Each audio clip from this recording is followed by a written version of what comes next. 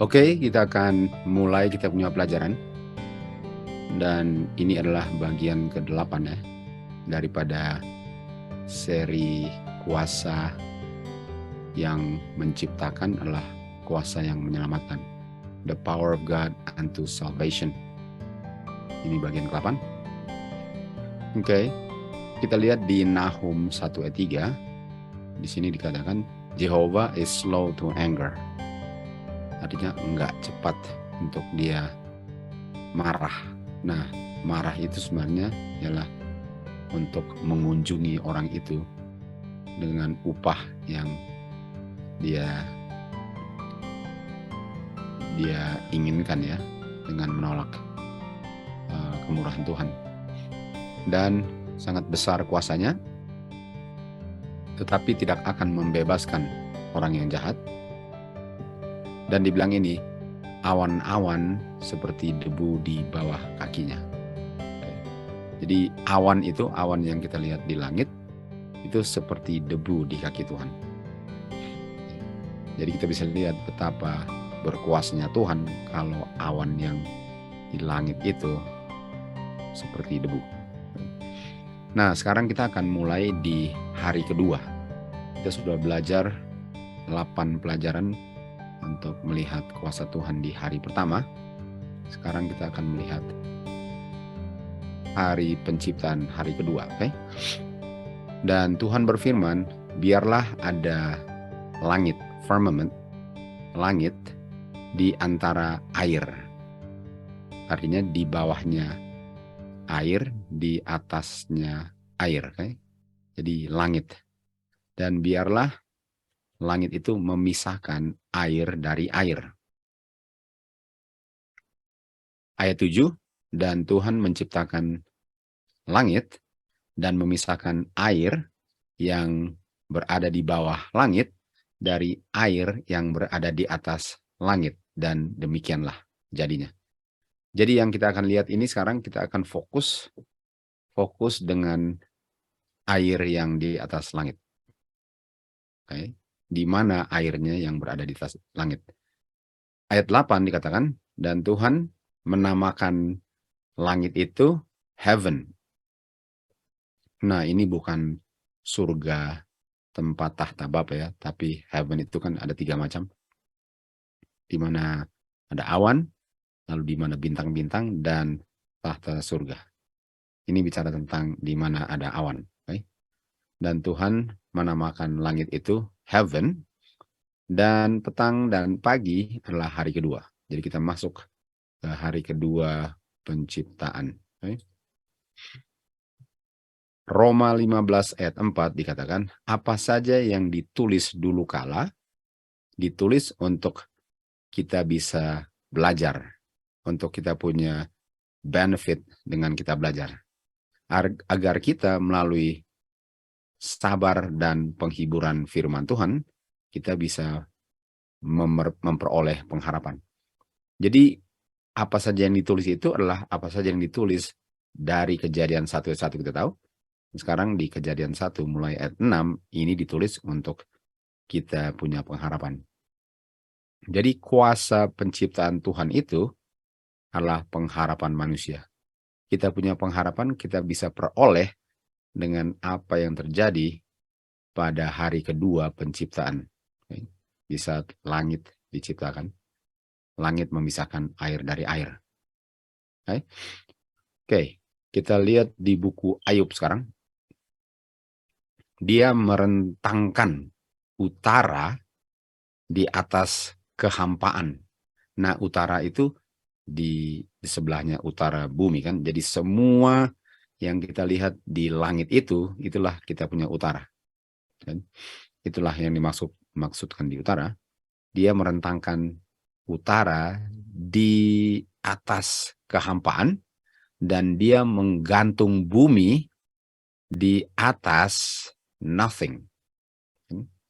Nothing. Jadi kita sudah belajar bahwa Tuhan nggak butuhkan apa-apa untuk menjadikan sesuatu. Yang dia butuhkan adalah kuasa firman-Nya saja.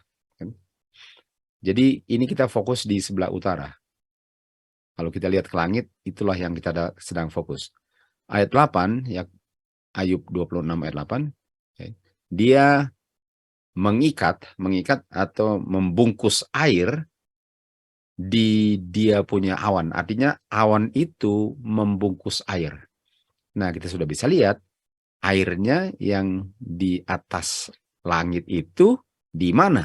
Kita bisa lihat bahwa air yang di atas langit kita dapati itu di awan. Karena kita tahu awan itu terdiri dari air.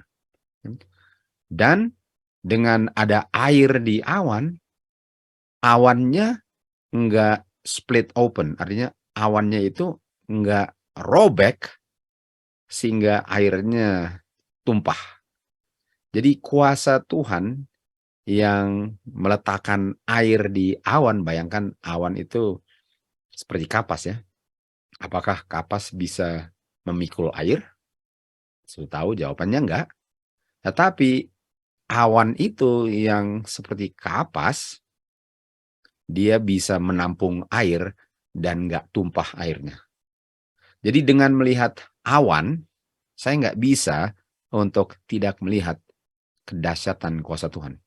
Dengan saya melihat awan, saya bilang, di situ ada air. Di situ ada air.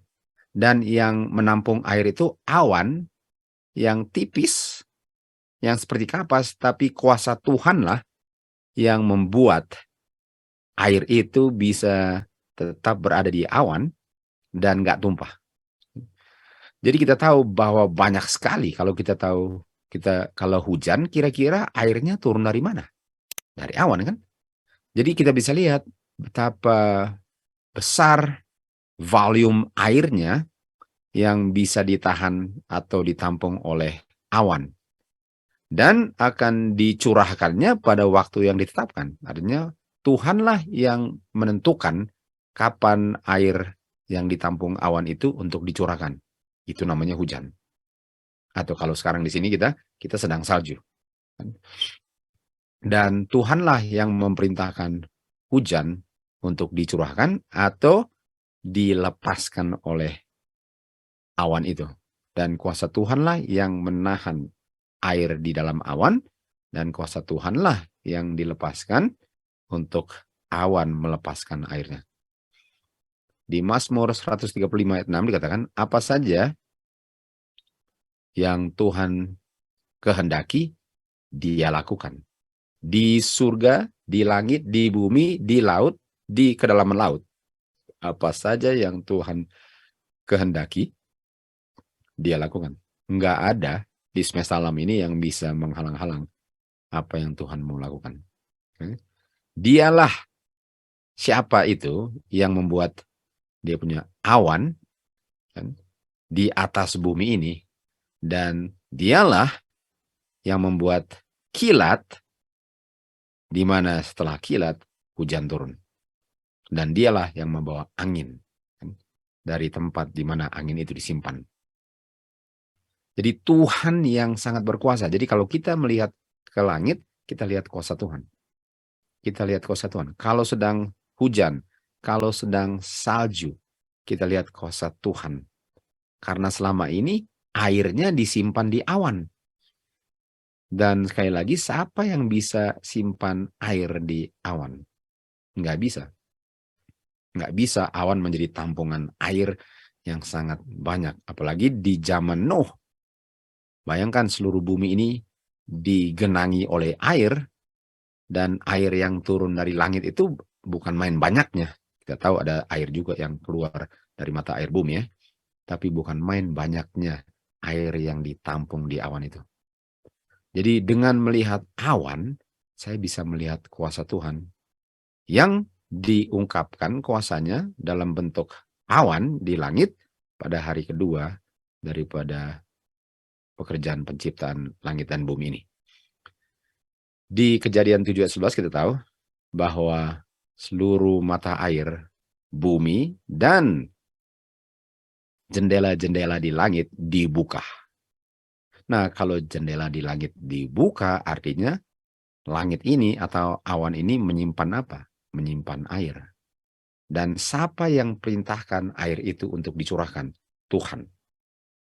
Tuhan yang menciptakannya, Tuhan yang membuat air itu bisa ditampung oleh awan, Tuhanlah yang melepaskan air itu dari simpanan awan itu. Dan kita bisa lihat hasilnya banjir di zaman Nuh. Jadi kita bisa lihat di mana saja kalau kita di alam, kita bisa lihat kuasa Tuhan yang menciptakan adalah kuasa Tuhan yang sanggup menyelamatkan juga. Baik. Di Mazmur 111 ayat 4 dikatakan, dia yang membuat, dia punya pekerjaan-pekerjaannya yang sangat wonderful untuk diingat. Jadi pertanyaannya, apakah saya melihat kuasa Tuhan waktu saya melihat Tuhan punya hasil pekerjaan yang sangat wonderful ini? Apakah itu yang saya ingat? Di saat saya lihat alam, di saat saya lihat semua yang Tuhan ciptakan, apakah yang pertama kali muncul dalam pikiran saya ialah kuasa Tuhan? Nah, enggak demikian.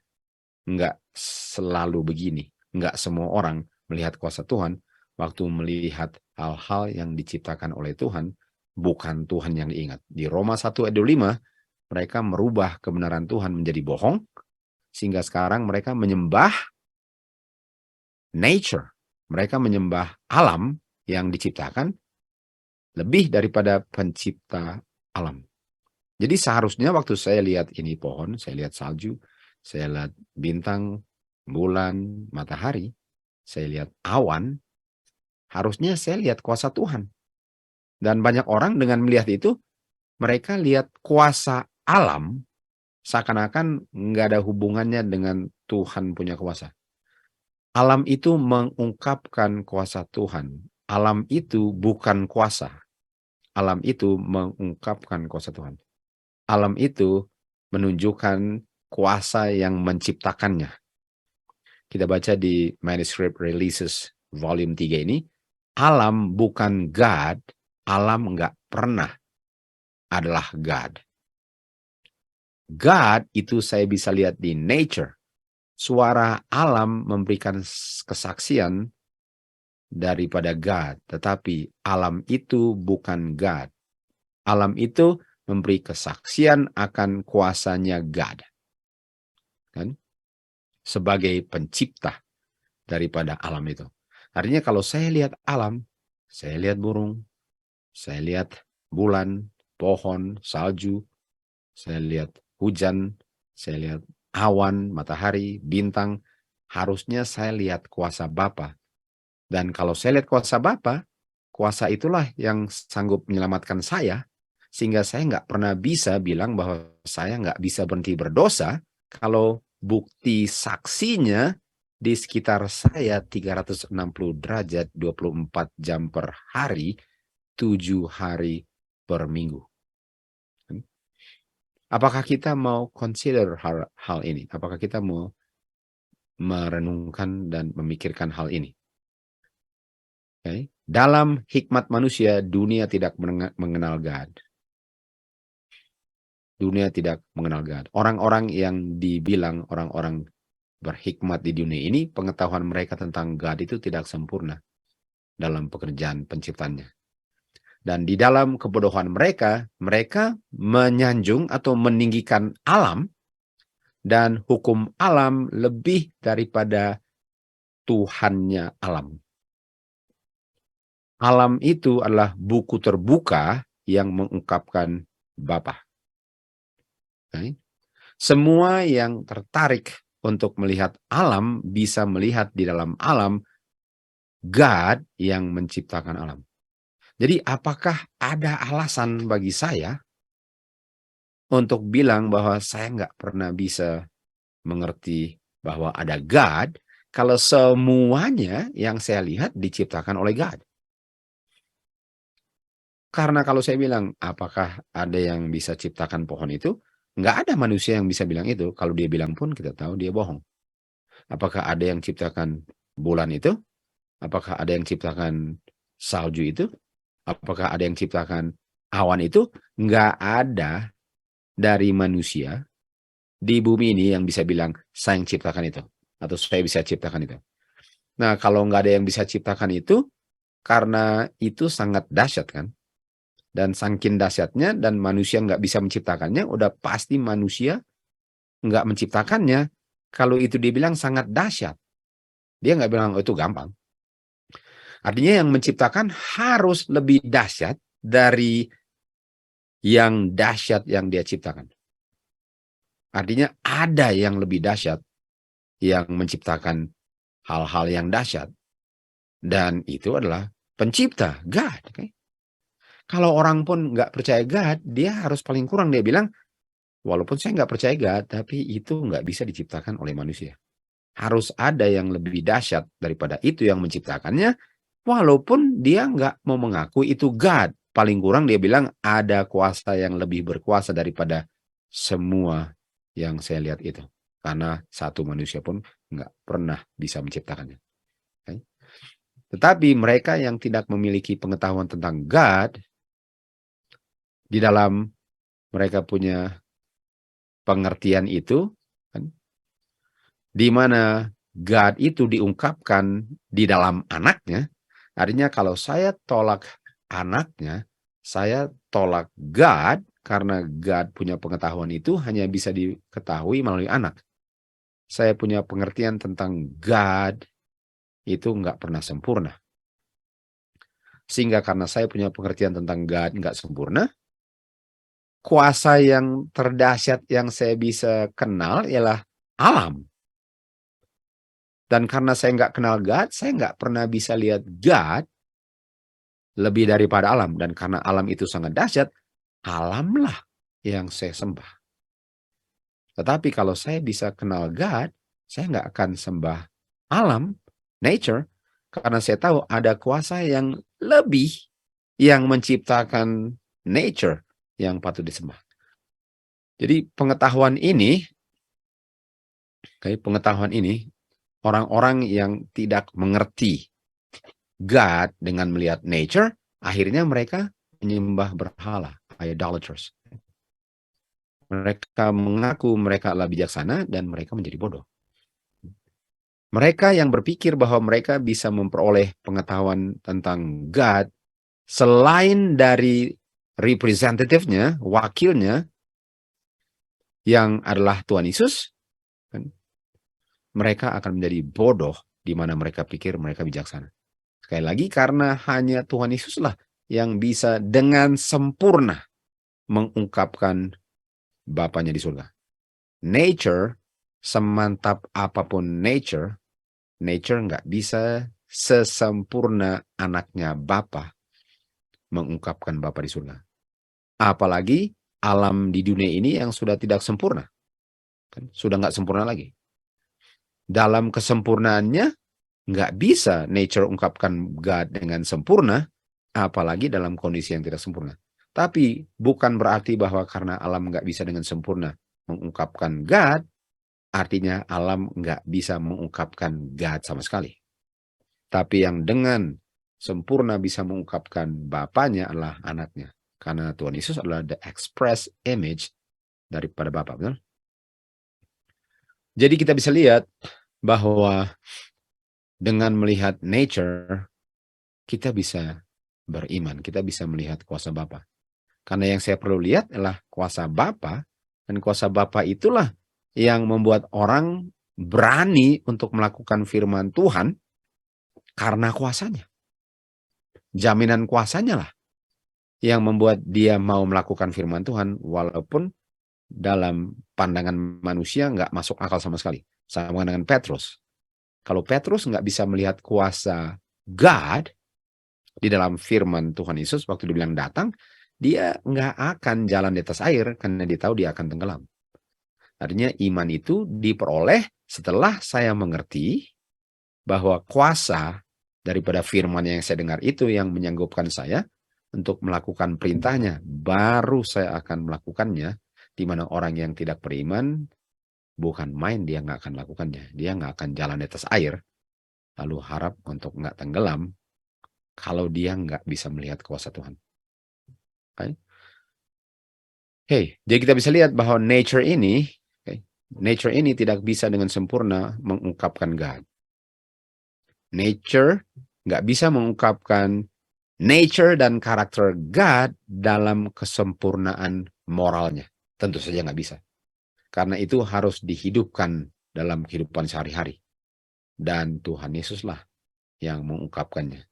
Dan Tuhan Yesuslah yang menciptakan awan dan semua itu.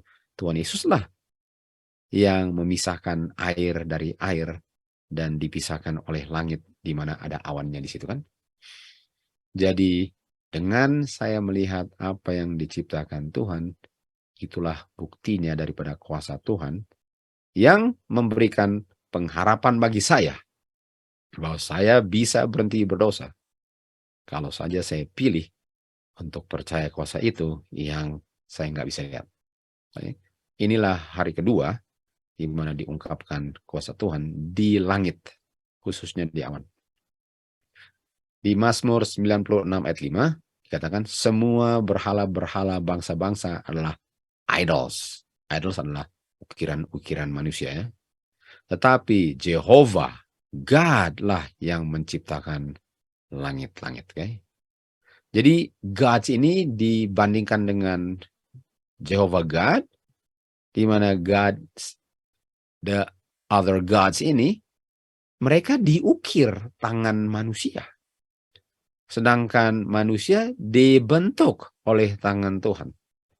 Jadi sudah bisa lihat, bukan main ini lembu emas ini yang mereka sembah atau patung ukiran, batu ukiran, kayu ukiran ini. Yang ukir manusia. Dan menggunakan bahan yang Tuhan ciptakan, lalu diukir, lalu bilang inilah God.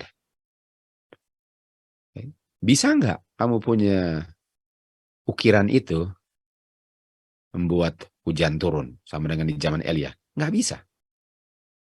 Apakah kamu punya gods itu bisa membuat awan menampung air? Nggak bisa. Kalau kamu aja saya harus bentuk, saya harus taruh di atas batu, kamu nggak bisa bergerak sama sekali. Itulah bagaimana Tuhan mau membandingkan. Waktu saya pikir-pikir tadi, waktu bikin pelajaran ini, saya bilang, bukan main ya. Bukan main, nggak ada tandingannya kelas berat. Manusia lebih dahsyat dari patung-patung ini. Kan? Manusia jauh lebih dahsyat dari patung ini. Kenapa yang lebih dahsyat? Menyembah yang bukan main, nggak ada kedahsyatannya. Untuk dibicarakan pun seakan-akan satu penghinaan. Yeremia 10 ayat 10 ya. Jehovah God adalah God yang sesungguhnya. Karena yang lain nggak sesungguhnya. Dialah God yang hidup, di mana yang lain nggak bisa bergerak sama sekali. Dialah Raja yang kekal, di mana yang lain baru diukir. Di mana kekalannya? Pakai bahan yang Tuhan ciptakan lagi. Ayat 11 dikatakan, kamu akan bilang kepada mereka, God satu berhala-berhala ini enggak menciptakan langit dan bumi. Ini semua gods akan dibinasakan dari bumi ini. Kita tahu, di saat Tuhan menciptakan kembali dengan membakar bumi ini, nggak ada gods ini lagi, nggak ada. Nah, bahan-bahannya ada, tapi nggak akan diukir sebagai god. Nggak ada. Ayat 12. Dialah yang membuat bumi ini dengan kuasanya. Dialah yang establish bumi ini dengan dia punya hikmat. Dialah yang stretch, merentangkan langit dengan dia punya pengertian. Jadi kalau kita lihat di sini, dengan kuasa Bapa, dengan hikmat Bapa, dengan pengertian Bapa, semua yang diciptakan bukan hanya dengan kuasa buta-buta. Semuanya dengan kuasa, setelah dengan hikmat dan pengertian, barulah diciptakan kuasa dengan kuasanya. Artinya bukan hanya orang berkuasa, lalu dia nggak ada hikmat. Karena kalau orang ada kuasa bikin hikmat, dia bisa bikin sesuatu, tapi waktu jadi sesuatunya aneh.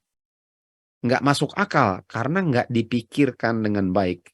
Nggak dengan seksama direncanakannya, dan pengertiannya salah, sehingga waktu orang taruh di tangannya, ini nggak muat ini harusnya di kaki. Karena nggak pakai hikmat. Tapi kalau Tuhan yang menciptakan, bukan hanya dia sanggup, dia juga dengan hikmatnya sudah memikirkannya sampai setiap sel tubuh saya, dan dengan pengertiannya bahwa harus begini bukan begini, kalau di musim dingin, di musim panas, kalau dalam stres, semuanya terpikirkan sehingga waktu dia ciptakan, sempurna dalam kondisi apapun. Kondisi itu bisa dihadapi orang itu karena orang itu siap untuk menghadapi kondisi apapun. Dan itu sudah dipikirkan dengan hikmat dan pengertian Tuhan, dan dengan kuasanya dijadikanlah orang itu. Ayat 13. Waktu Tuhan mengucapkan perkataannya, langsung terjadi kayak gemuruh air bergerak di awan. Jadi waktu Tuhan bilang, jadilah langit, kita bisa lihat apa yang terjadi tiba-tiba kan. Bisa bayangkanlah apa yang terjadi. Kalau kita di situ kita bisa lihat, wow, tiba-tiba menjadi ada sesuatu yang kita nggak pernah lihat. Dan dia membuat embun muncul dari bumi. Dari ujung bumi dia membuat embun muncul. Kita tahu sebelum air bah, hujannya adalah embun kan. Bumi ini diairi oleh embun. Dia membuat kilat. Dan setelah kilat apa yang terjadi? Hujan. Tuhan yang buat itu. Setiap kali ada kilat, sedikit lagi sudah mau apa? Hujan. Tuhan itu. Itu nggak terjadi begitu saja. Nggak bisa alam dengan dirinya sendiri membuat hujan. Semua itu dengan perintah Tuhan. Perintah Tuhanlah yang membuat itu semua terjadi. Nggak ada alam yang diciptakan lalu Tuhan bilang, oke, kamu silahkan lakukan apa yang kamu perlu lakukan, saya nggak akan ganggu kamu lagi. Nggak ada. Akan hancur semesta alam ini. Kalau setelah diciptakan, Tuhan biarkan semuanya jalan sendiri. Semuanya di bawah kekuasaan penciptanya. Sehingga kalau hujan, nggak bisa hujan tanpa kuasa Tuhan. Nggak bisa terjadi apa-apa di semesta alam tanpa sepengetahuan Tuhan.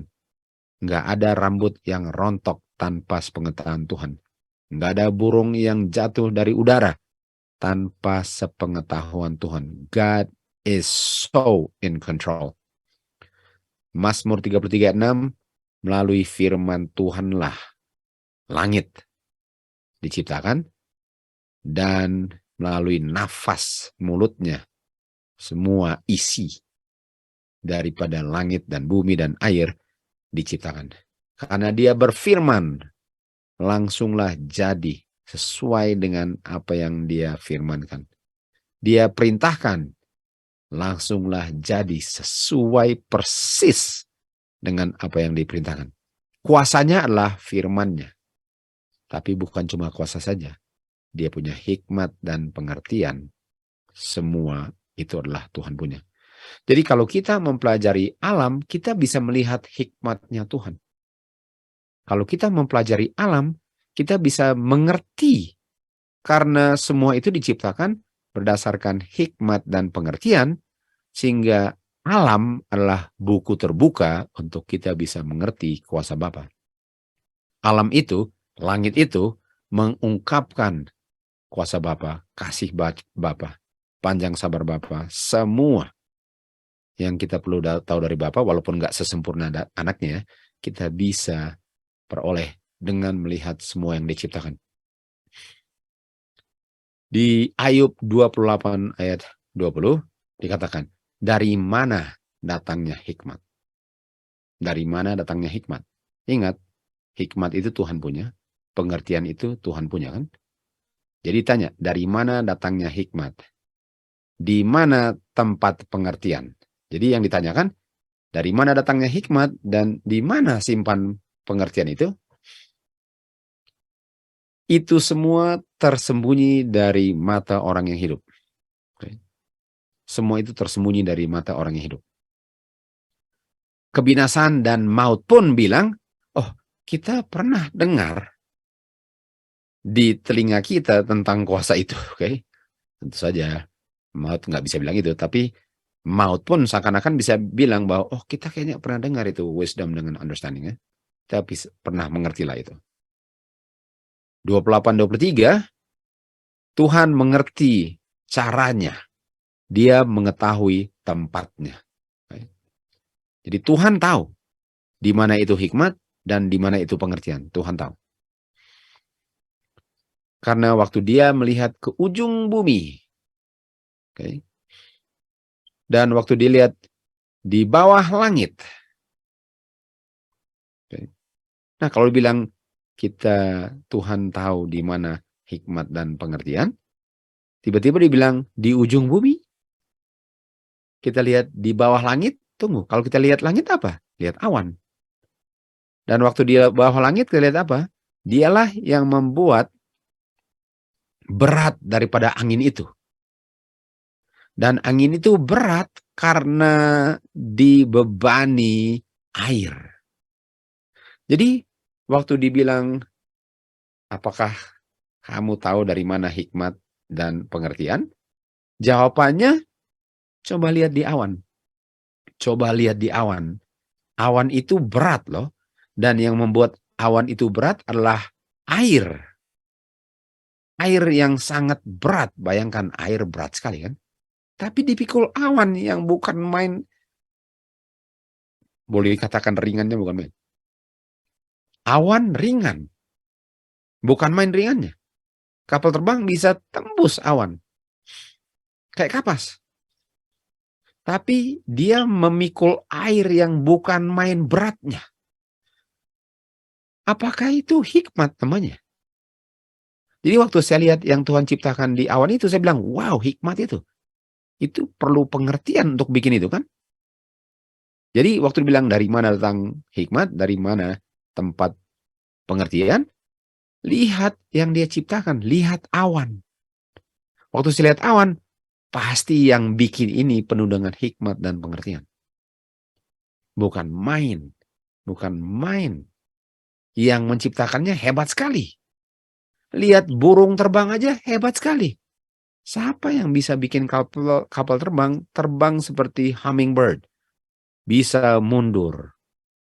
Bisa mundur di tempat, tinggal di tempat, maju, naik, turun, mundur, tinggal di tempat. Siapa yang bisa bikin itu kalau bukan hikmat dan pengertian Tuhan? Jadi saya bisa belajar tentang hikmat dan pengertian dengan melihat yang Tuhan ciptakan. Karena dengan melihat kuasa hikmat pengertian Tuhan dalam hal-hal yang diciptakan, saya mengerti hikmat dan pengertiannya Bapa. Dan itulah pengharapan bagi saya yang nggak mengerti bagaimana caranya untuk tinggalkan dosa dan tidak layani daging. Dengan melihat itu, mata saya terbuka. Lalu ayat 26 dikatakan, waktu dia memerintahkan untuk hujan, kan? Waktu dia perintahkan untuk hujan, apa yang terjadi? Muncul kilat dan guntur. Jadi kilat sedang menunggu perintah Tuhan waktu Tuhan bilang hujan. Waktu Tuhan bilang, oke, hujan. Otomatis kilat dan guntur respon. Menjawab, oke, kita akan bikin hujan. Apakah itu hikmat dan pengertian? Kan? Coba lihat itu. Ayat 28 dikatakan, behold, lihatlah, takut akan Tuhan itulah hikmat. Pengertian itu ialah kalau kamu tinggalkan kejahatan. Tunggu dulu. Tadi dikatakan di mana datangnya hikmat, di mana tempat simpannya pengertian? Jawabannya apa? Kalau kamu takut Tuhan, itulah hikmat. Dan kalau kamu tinggalkan kejahatan, itulah pengertian. Artinya hanya orang yang berhikmat adalah yang takut Tuhan. Orang yang mengerti adalah yang tinggalkan kejahatan. Baik. Jadi orang yang takut Tuhan dan tidak mau ada urusan dengan kejahatan akan melihat hikmat dan pengertian kuasa Tuhan waktu melihat awan di langit. Nah, di mana saya perlu hikmat dan pengertian ini? Di Wahyu 13 ayat 18. Apa yang dikatakan di sini? Inilah hikmat. Dia yang memiliki hikmat dan pengertian, dia bisa mengerti bilangan binatang itu. Yang adalah 666. Dia nggak hanya bisa bilang, oh ini 666. Dia bisa melihat lebih dalam daripada angka 666 karena dia memiliki hikmat dan pengertian. Hanya orang yang takut Tuhan dan tinggalkan dosa yang bisa dengan benar menghitung bilangan 666. Kalau enggak, saya enggak tahu apa artinya.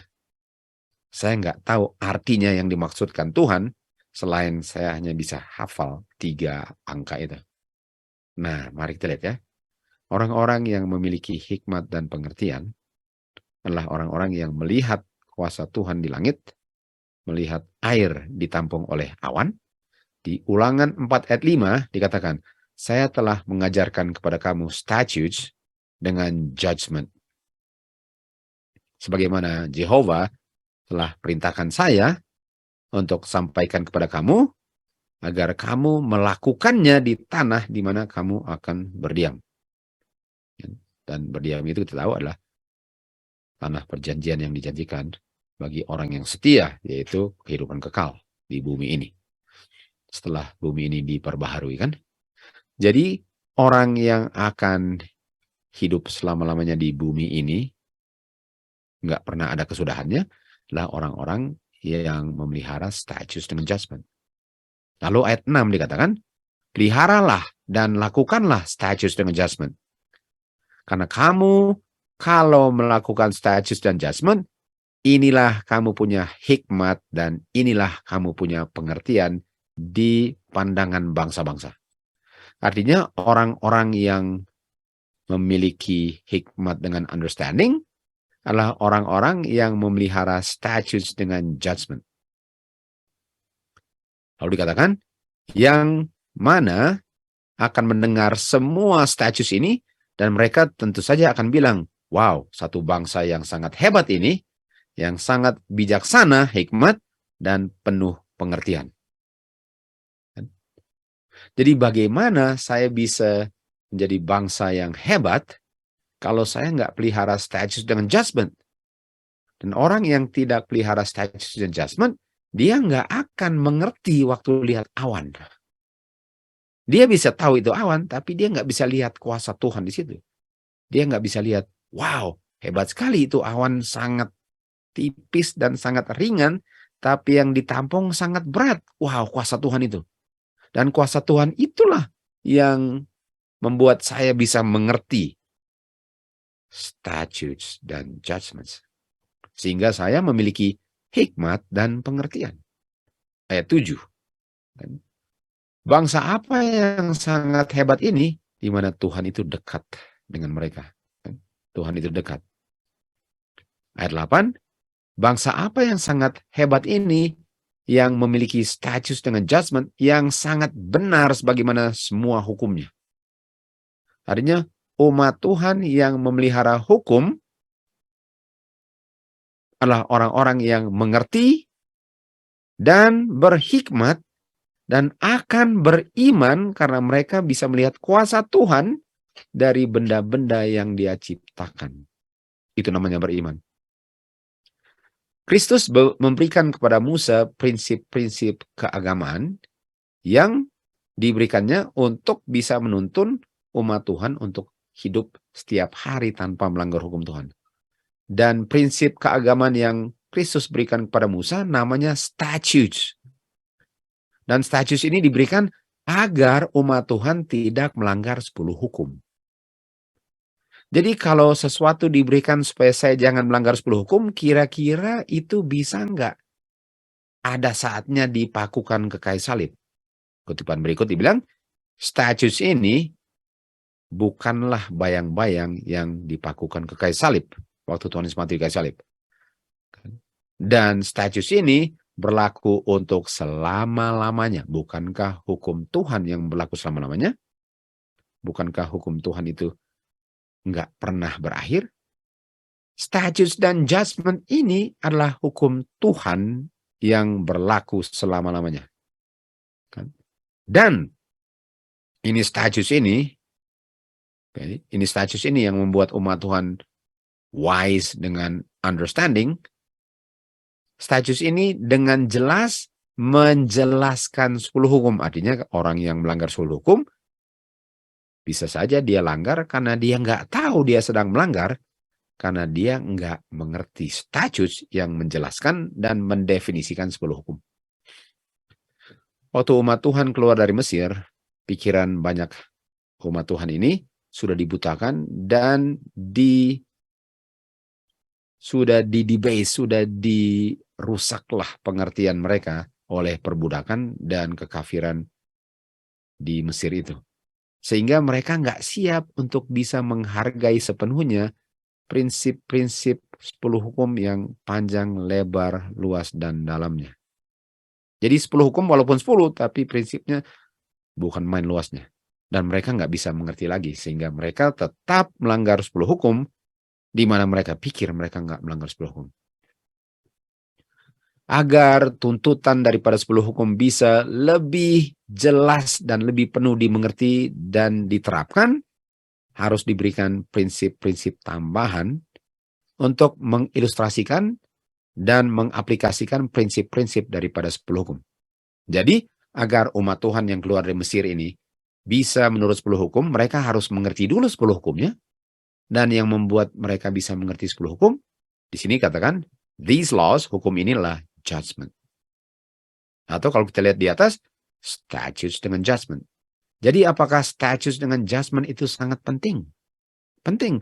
Karena kalau saya nggak ada statutes dengan judgment, saya melanggar hukum Tuhan. Dan kalau saya melanggar hukum Tuhan, kita akan lihat hukum Tuhan mengungkapkan apa. Hukum Tuhan itu mengungkapkan karakternya, kuasanya. Dan kuasanya saya bisa lihat dari benda-benda yang diciptakan.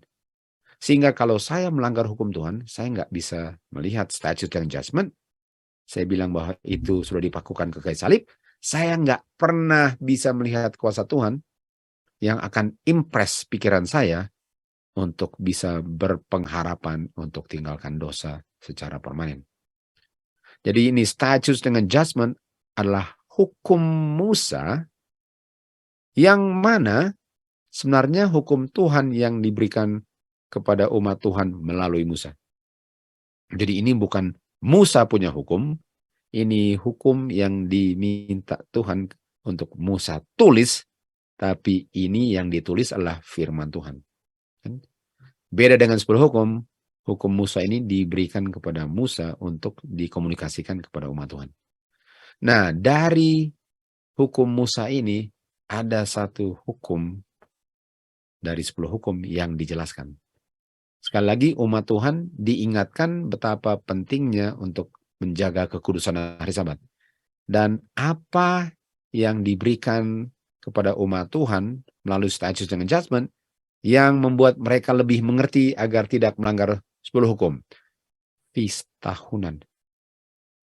Feast tahunan. Jadi feast tahunan ini diberikan agar umat Tuhan tidak melanggar hari Sabat. Nah, sekarang saya tanya. Kalau saya bilang feast itu sudah tidak berlaku lagi, artinya saya bilang saya nggak perlu lagi untuk diingatkan betapa pentingnya hari Sabat. Kan? Saya nggak perlu lagi untuk diingatkan karena saya udah nggak berdosa lagi. Prinsip-prinsipnya ini berlaku selama-lamanya. Jadi orang yang hidup selama-lamanya, dia nggak berdosa. Karena dia tahu prinsip daripada yearly feast. Karena yearly feast yang adalah statutes, bukan bayang-bayang yang dipakukan ke salib. Dan diberikan, dikatakan di sini, diberikan untuk kebaikan Israel. Jangan lupa, ini statutes dengan judgment ini yang membuat kita apa? Wise dengan understand. Sehingga kita bisa menghitung bilangan jumlah 666 dan mengerti karakter daripada ini sistem beast ini. Hukum-hukum ini, statute dan judgment, dicatat oleh Musa dan disimpan bersama-sama dengan 10 hukum di bilik masuci untuk mengilustrasikan 10 hukum. Dan kalau ditaati dan kalau tidak dilanggar dengan kuasa Tuhan, barulah orang itu memenuhi tuntutan untuk bisa memperoleh kehidupan kekal dan tinggal di tanah perjanjian. Artinya kalau saya tolak dia punya Law of Moses, saya tolak feast, sudah pasti saya tidak memenuhi syarat untuk memperoleh kehidupan kekal. Karena saya tidak mengerti. Saya tidak ada pengertian. Saya tidak wise. Kita tahu yang wise dengar tapi tidak lakukan. Sesuai dengan Matius 7 ayat 24 kan. Tetapi orang yang wise, orang yang mengerti, mereka bisa memperoleh pengertian itu dan dipertajam pengertian dan wisdom mereka dengan melihat hal-hal yang Tuhan ciptakan. Contohnya awan. Dengan melihat apa yang diciptakan hari kedua, saya bisa menjadi wise dan understanding. Sehingga orang-orang bisa melihat betapa hebatnya orang umat Tuhan ini yang memiliki status dengan judgment. The goodness of God. Mazmur 33 ayat 5. Bumi ini dipenuhi dengan the goodness of the Lord. Jadi bumi ini dipenuhi dengan the goodness. Okay. Jadi ingat itu, bumi ini dipenuhi dengan the goodness of the Lord, kebaikan Tuhan. Nah, Musa memohon kepada Tuhan, dia bilang, tunjukkanlah kemuliaan-Mu. Tunjukkanlah kemuliaan-Mu. Lalu Tuhan bilang, jadi yang Musa tanya adalah kemuliaan. Tunjukkan kemuliaan. Lalu jawaban Tuhan, oke, saya akan tunjukkan saya punya goodness. Artinya kata goodness ini saya bisa ganti dengan kata apa? Glory. Oke, kita baca di Mazmur 33 ayat 5. Dia bilang apa? The earth is full of His glory. Or the earth is enlightened with His glory. Nah, lihat ini. Jadi waktu Musa bilang, tunjukkan kemuliaan-Mu, Tuhan bilang, saya akan tunjukkan saya punya goodness. Artinya dunia ini akan melihat the goodness of the Lord. Di saat umat Tuhan melihat the goodness of the Lord. Dan di Roma 2 ayat 4 dikatakan, orang akan bertobat dari dosanya setelah dia melihat the goodness of the Lord. Atau the glory of the Lord. Jadi, waktu dunia ini dipenuhi dengan the goodness, the glory of God, banyak orang akan melihat bahwa mereka telah melanggar 10 hukum. Dan 10 hukum itu termasuk apa? Status dengan judgment, dengan dia punya feast, semua itu. Nggak bisa dunia dipenuhi dengan kemuliaan Tuhan kalau yang mengabarkannya bilang bahwa feast Law of Moses sudah dipakukan ke kaki salib. Nggak bisa. Bukan main nggak bisanya. Oleh sebab itu, hukum Tuhan itu apa? Good. Lihat ya, hukum Tuhan good. Tuhan goodness, glory. Hukum Tuhan good. Artinya hukum Tuhan itu mengungkapkan karakternya Tuhan. Karakter Tuhan good. Hukum Tuhan good. Glory. Dan dunia akan dipenuhi dengan pengetahuan karakter Tuhan yang diungkapkan dalam hukum Tuhan yang dihidupkan oleh orang-orang yang tidak melanggar 10 hukum karena mereka mengerti dan memiliki hikmat. Mereka memelihara statutes dengan judgment. Ini dia. Nah, mari lihat apakah hukum Tuhan itu hukum Musa. Wagner. Wagner bilang, istilah hukum Musa itu seringkali dimaksudkan juga adalah 10 hukum. Dan ini ayat-ayat buktinya. Lalu dikatakan, hukum Tuhan itu berlaku juga untuk ceremonial ordinances. Kita tahu bahwa ceremonial law itu berdasarkan hukum Tuhan. Tuhan punya hukum itu. Itu hukum Tuhan. Nah, waktu yang dipakukannya adalah kematian. Tapi hukum Tuhan adalah life, bukan death. Dan inilah yang banyak orang nggak bisa lihat waktu baca Musa atau Perjanjian Lama. Semuanya dipakukan. Mereka bilang, pokoknya semua dipakukan. Padahal yang dipakukan hanya kematian. Hanya catatan hutang kematian. tapi dia punya prinsip daripada ceremonial law yang mengungkapkan gospel Tuhan Yesus, itu nggak pernah akan dipakukan. Kan? Lalu dibilang, oleh sebab itu, istilah the law of Moses dengan the law of the Lord itu bisa diganti kapan saja. Saya bisa ngomong tentang law of Moses, maksud saya the law of the Lord. Saya bisa ngomong tentang the law of the Lord, dan saya maksudkan law of Moses. Jadi nggak ada beda. Tapi kalian bilang, tapi ini kan yang bilang Wagner, boleh nggak yang bilang Mrs. White? Paling kurang, atau Alkitab. Ini kan yang bilang Wagner. Oke, mari kita lihat kutipan berikut.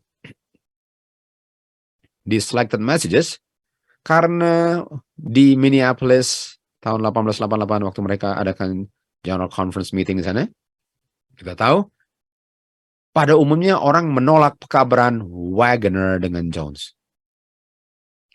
Setan membangkitkan oposisi terhadap pekabaran Wagner dengan Jones, yang kalau diterima, Roh Kudus akan dicurahkan kepada umat Tuhan. Jadi pekabaran Wagner dan Jones, kalau diterima, menyebabkan umat Tuhan dicurahkan Roh Kudus seperti murid-murid di Kisah 2 waktu dicurahkan Roh Kudus di hari Pentakost. Artinya pekabaran Wagner dengan Jones di 1888 terang atau kegelapan? Terang. Dan isu di General Conference 1888 ialah tentang the law of Moses. Apakah the law of Moses itu the law of God? Itu isunya. Kita sudah belajar itu kan? Dan terang yang seharusnya menerangi seluruh dunia dengan kemuliaannya, the goodness of God, karakter Tuhan, hukum Musa, semua itu. Karena kita tahu, glory adalah karakter. Goodness, hukum. Hukum itu bukan hukum. Kalau saya nggak ngerti hukum, dan yang membuat mengerti adalah pengertian itu, hikmat itu diperoleh kalau saya pelihara statutes dan judgment, law of Moses. Ini isunya 1888, kenapa terjadi kekecewaan Tuhan Yesus nggak datang? Karena mereka bilang law of Moses bukan the law of the Lord. Dan terang yang seharusnya menerangi dunia dengan kemuliaannya, oleh orang-orang yang kalau mereka terima law of Moses itu, statutes, judgment, feast, semua itu adalah hukum Tuhan, ditolak. Sehingga seharusnya Tuhan Yesus sudah mau datang, Tuhan Yesus nggak datang karena umat Tuhan tolak terang yang akan membuat mereka menjadi terang yang akan memenuhi dunia ini dengan kemuliaannya. Karakter hukumnya yang membuat mereka wise dengan understanding. Mazmur 97 ayat 6 dikatakan, surga mengungkapkan dia punya righteousness, semua orang melihat glory-nya. Artinya righteousness adalah glory. Apa righteousness? Righteousness adalah karakter Tuhan yang sempurna yang diungkapkan di dalam hukumnya. Itulah righteousness. Artinya, the end of the law adalah kesempurnaan karakter Bapa yang diungkapkan di dalam hukumnya, dan Kristuslah oknumnya. Hanya Kristuslah yang dengan sempurna mengungkapkan righteousness atau glory karakter Bapa. Kan? Hanya Tuhan Yesus yang diungkapkan dalam hukumnya. Tentu saja, kalau sempurna artinya hukum Tuhan itu harus dijelaskan oleh law of Moses, statute judgment, yang Kristus berikan untuk umat manusia melalui Musa. Jadi nggak bisa the end of the law for righteousness itu, nggak bisa karakter Bapa, glory Bapa menerangi bumi oleh orang-orang yang menolak karakter Bapa yang sempurna dalam hukumnya yang diuraikan dan dijelaskan oleh statutes dan judgment daripada law of Moses. Dunia ini akan diterangi oleh karakter Bapa di dalam hukumnya oleh orang-orang yang memelihara 10 hukum. Termasuk law of Moses. Dan kata the end adalah telos. Telos. Titik puncak kesempurnaan Bapa adalah righteousness, glory. Jadi dunia belum melihat karakter Bapa dengan sempurna karena orang-orang yang harusnya menerangi dunia menolak karakternya melalui law of Moses. Di 1888 dan di akhir zaman juga sedang terulang kembali.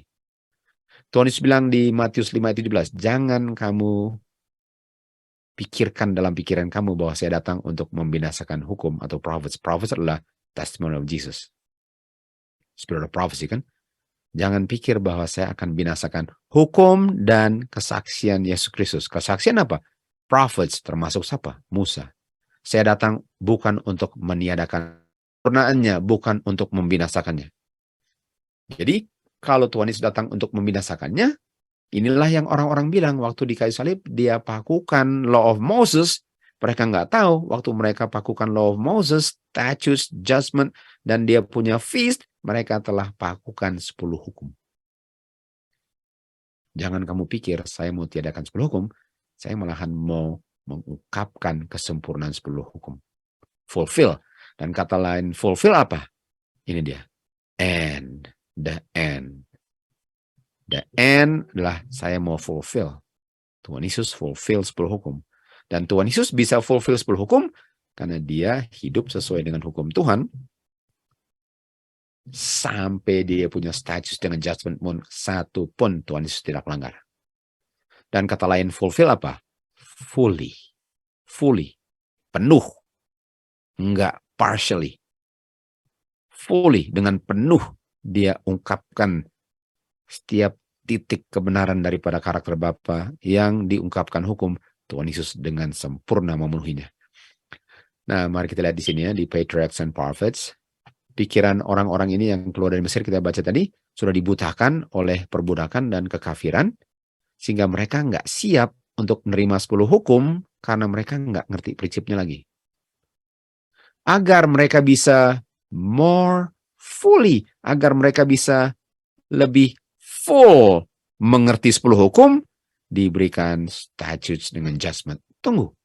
Artinya waktu Tuhan bilang dia fulfill, itu fully. Artinya untuk fulfill ialah termasuk apa? Statutes dan judgment, dan salah satunya apa? Yearly feast. Weekly feast. Daily feast. Monthly feast. Semua itu. Itu diberikan supaya saya bisa more fully, lebih mengerti. Jangan lupa, Tuhan bilang orang-orang yang akan mengabarkan ini mengerti dan mereka memiliki hikmat, wisdom, karena mereka bisa melihat kuasa Tuhan yang bukan main dasarnya waktu melihat benda-benda di langit yang diciptakan oleh hikmat, pengertian, dan kuasa Tuhan. Mereka bisa melihat itu, karena itulah yang membangkitkan iman dalam orang itu. Dan hukum-hukum ini namanya apa? Judgment, termasuk statutes juga kita baca tadi kan. Nah, kita lihat sekarang di early writings. Ada orang-orang yang belum memelihara dan melihat kebenaran hari Sabat. Mereka belum menolak hari Sabat. Karena mereka belum bisa melihat kebenaran hari Sabat yang sejauh ini sudah dikabarkan oleh orang-orang yang belum dengan fully menghidupkannya. Okay. Itu sebabnya mereka belum terima hari Sabat, karena mereka belum melihat kebenarannya. Di saat time of trouble, kita tahu time of trouble ini sebelum 12:1, umat Tuhan yang dipenuhi dengan Roh Kudus pergi mengabarkan pekabaran apa? Hari Sabat more fully. Hari Sabat more fully. Apa yang membuat hari Sabat bisa dimengerti tadi? Yearly feast. Yearly feast itu bisa membuat orang mengerti hari Sabat dengan sempurna. Artinya, apakah pekabaran malaikat ketiga termasuk let us keep the feast? Bukankah feast itulah yang membuat hari Sabat more fully? Dan kata more fully tadi di mana? Di sini. More fully itu karena ada statutes dengan judgment, dan statutes judgment salah satu daripada statutes apa? Yearly feast. Nggak bisa orang-orang mengabarkan pekabaran malaikat ketiga kalau mereka tolak feast, tolak statutes, tolak judgment, tolak law of Moses, lalu dunia diterangi dengan itu. Nggak bisa. hari Sabat itu hanya bisa dikabarkan dengan sepenuhnya kalau pekabaran prinsip yearly feast itu adalah bagian daripada pekabarannya. Inilah orang-orang yang wise dengan understanding. Karena mereka memelihara statutes dengan judgment, sehingga mereka memiliki the righteousness, the end of the law. Ini semua hasil percaya. Dan percaya itu diperoleh bagaimana? Iman adalah substance daripada things hoped for, evidence daripada things not seen. Artinya iman diperoleh dengan melihat yang diciptakan Tuhan dan bisa melihat kuasa yang menciptakannya yang tidak kelihatan. Artinya hari kedua itu adalah contoh bagaimana kita bisa beriman. Dan orang yang beriman bisa menerima the righteousness of Christ. Righteousness by faith. Termasuk dia punya kesempurnaan 10 hukum yang kita mengerti. Terkandung di dalamnya statutes dengan judgment dan dia punya yearly feast. Begitulah dunia sedang menunggu untuk melihat karakter Bapa dengan sempurna. Yesaya 66 ayat 22. Di bumi baru dan langit baru, kita tahu ini nanti setelah diciptakan kembali, tibalah waktunya dari bulan baru ke bulan baru. Tunggu, di dunia baru, apakah kita melihat bulan baru ke bulan baru? Betul. Dan dari Sabat ke Sabat yang lain. Artinya bulan baru ke bulan baru itu monthly feast. Ini bukan Sabat lunar ya, ini bukan lunar Sabbath. 100% bukan. Ini bicara tentang bulanan feast. Dan hari Sabat, Sabbath feast. Oh, bagaimana dengan setiap hari Sabat? Setiap hari Sabat itu adalah feast. Setiap hari Sabat namanya weekly feast. Dan itu di bilangan 28 dan 29.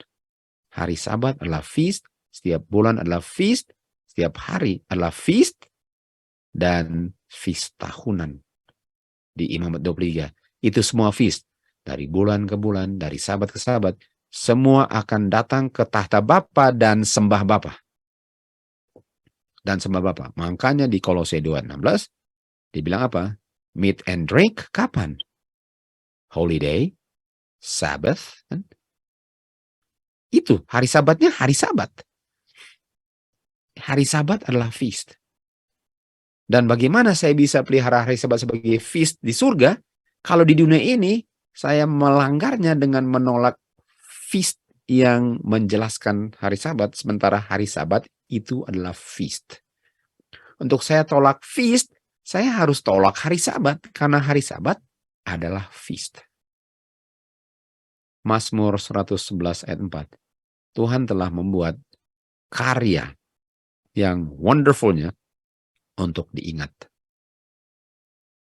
Dan untuk mengingat itu, dia bilang apa? Ingat hari Sabat. Kenapa? Karena hari Sabat mengingatkan kita akan kuasa penciptaannya. Dan kuasa penciptaannya, kita lihat dengan benda-benda yang diciptakan, termasuk kapas awan yang menampung bukan main banyaknya air itu. Bukankah hikmat yang bisa membuat itu? Kuasa Tuhan di mana saja kita bisa lihat. Dan itulah pengharapan kita bahwa kuasa itu yang bisa menampung hujan di awan kapas itulah yang sanggup menyelamatkan Sarah yang sudah mati kandungannya. Lahir dari kandungan mati itu Ishak. Ingat hari Sabat. Apalagi yang harus diingat? Ingat hukum Musa. Jadi Tuhan telah membuat dia punya ciptaan sebagai peringatan akan kuasanya yang tandanya adalah hari Sabat. Dan hari Sabat itu hanya bisa dimengerti dengan sempurna kalau kita pelihara the law of Moses. Ingat semua itu dengan dia punya status dengan judgment. Umat Tuhan dibinasakan karena tidak mengetahui sesuatu. Karena mereka tolak sesuatu yang mereka perlu ketahui, Tuhan pun menolak mereka sama dengan Saul ya. Saul menolak firman Tuhan, Saul pun ditolak Tuhan sebagai raja. Jadi ada satu pengetahuan yang mereka tolak, sehingga mereka dibinasakan karena mereka tidak memiliki pengetahuan itu. Apa pengetahuan itu yang mereka tolak? Ini dia. Mereka sudah lupa akan hukum Tuhan. Lupa hukum Tuhan. Kalau lupa hukum Tuhan artinya lupa semuanya. Yakobus 2 ayat 10. Langgar satu, langgar semua. Jadi umat Tuhan lupa. Sementara tadi bilang apa? Ingat hukum Musa. Artinya mereka lupa apa? Lupa hukum Musa. Mereka lupa hukum Musa. Mereka lupa hukum Tuhan. Pengetahuan tentang karakter Bapa yang diungkapkan dengan sempurna dalam hukumnya lah yang mereka lupa sehingga mereka akan dibinasakan. Kita sudah tahu kan? Mereka dibinasakan, orang-orang yang sembah golden calf dibinasakan karena mereka lupa hukum Tuhan di Sinai, di mana mereka sembah makhluk yang mereka ukir sendiri, tapi bukan yang Tuhan ciptakan. Yang Tuhan ciptakan mereka bentuk menjadi bentuk serupa binatang. Mereka worship hasil tangan mereka. Karena mereka lupa 10 hukum yang baru beberapa minggu yang lalu diucapkan di Bukit Sinai dengan dia punya statutes dengan judgment. Waktu Musa menerimanya dari Tuhan. Inilah kehidupan kekal. Apa kehidupan kekal? Kehidupan kekal ialah kamu knowledge, kamu mengetahui God dan anaknya melalui yang diciptakan God melalui anaknya. Di Matius 19 ayat 16 kita lihat di sini. Ada orang kaya bilang, Tuhan yang baik, hal baik apa yang saya harus lakukan agar saya bisa memperoleh kehidupan kekal. Nah, kehidupan kekal harus apa? Harus mengenal Bapa, dan kenal Bapa ialah untuk mengenal hukumnya dengan sempurna. Apa yang baik kita tahu, hukum itu baik kan? Good. Roma 7:12. Jadi apa yang baik? Tuhan bilang apa? Pelihara hukum. Kalau kamu mau menerima kehidupan kekal, pelihara hukum. Tuh, pelihara hukum. Kalau pelihara hukum harus sempurna kan? Nggak bisa saya nggak kenal karakter Bapa yang diungkapkan hukum dengan menolak law Moses, tolak statute judgment, dan bilang feast dilakukan ke salib. Nggak bisa saya memelihara hukum. Saya sedang melanggar hukum. Tuhan bilang apa? Pelihara hukum. Kalau dia bilang, yang mana? Yang mana? Oke. Yang mana? Sudah pasti semua kan? Dia bilang, yang mana? Tuhan bilang, jangan membunuh, jangan berzina, jangan mencuri, jangan saksi dusta, hormati ayah ibumu, kasihilah saudara tetanggamu sebagaimana dirimu. Lalu orang ini bilang apa? Oh, semua ini saya telah pelihara sejak saya kecil. Semua ini. Okay? Semuanya saya sudah bikin. Lalu dia bilang apa? Apakah saya masih kekurangan lagi? Apakah ada kekurangan? Tolong dicerahkan dulu pikiran saya. Apakah masih kurang? Tuhan bilang apa? Kalau kamu mau menjadi perfect, kalau kamu mau menjadi sempurna dalam pemeliharaan hukum kamu, nah kata sempurna apa? Telos. Ingat tadi? Tapi ini teleos. Teleos apa tadi? Apa artinya teleos? Fully. More fully. The end of the law. Itu teleos. Jadi kalau kamu mau sempurna, kalau kamu mau pelihara hukum dengan teleos, dengan perfect, dengan the end, dengan more fully, dengan fulfill, dengan sempurna, make sure kamu bikin semuanya. Jangan hanya bikin 10 hukum secara tertulis, lalu kamu tolak dia punya law of Moses kan? Harus semuanya. Apa? Complete. Kata lain perfect apa? The end. The end apa? Telos. Kamu harus memelihara hukum dengan sempurna. Karena orang yang dikenal sebagai bangsa yang wise, memiliki wisdom dan understanding, yang bisa melihat kuasa Bapa dalam semua yang diciptakan, mereka bisa melihat Bapa punya wisdom dengan understanding, sehingga mereka pun bisa mengerti itu dan menerapkannya dalam kehidupan mereka, dalam penurutan hukum mereka. Kamu harus keep law of Moses. Prinsipnya. Untuk menjadi sempurna, kamu harus keep the law of Moses dengan sempurna. Law of Moses adalah hukum Tuhan tentu saja. Kan? Artinya apakah dia termasuk orang Farisi yang terus bilang apa? Kalau kamu memasuk kerajaan surga, kamu punya righteousness, kamu punya glory, harus melebihi orang Farisi punya righteousness. Righteousness-nya umat Tuhan di 1888 adalah righteousness-nya orang Farisi. Dari mana saya tahu itu? Karena seharusnya kalau mereka punya righteousness melebihi orang Farisi, Tuhan Yesus akan datang dan mereka akan masuk kerajaan surga beberapa tahun setelah 1888. Tapi apakah mereka enter into the kingdom of heaven setelah 1888? Enggak. Kenapa? Karena mereka punya righteousness. Mereka punya pengertian tentang hukum Tuhan. Persis pengertian orang-orang Farisi. Dan orang-orang yang memiliki pengertian orang Farisi punya righteousness, nggak akan masuk kerajaan surga. Itu sebabnya Tuhan Yesus tidak menjemput mereka. Bagaimana caranya untuk saya bisa melihat kuasa Tuhan yang sanggup menyelamatkan saya? Lihat ke langit. Lihat dia punya awan. Dan lihat betapa seperti kapas dia sedang melayang-layang di langit. Terapung di langit. Dan waktu kamu lihat itu, bayangkan awan yang bukan main, tipis dan ringannya, mengandung air yang bukan main beratnya. By beholding, dengan melihat, memandang, saya menjadi seperti yang saya lihat kuasa Tuhan. Wisdom and understanding, hanya itulah yang bisa membuat umat Tuhan dirubah.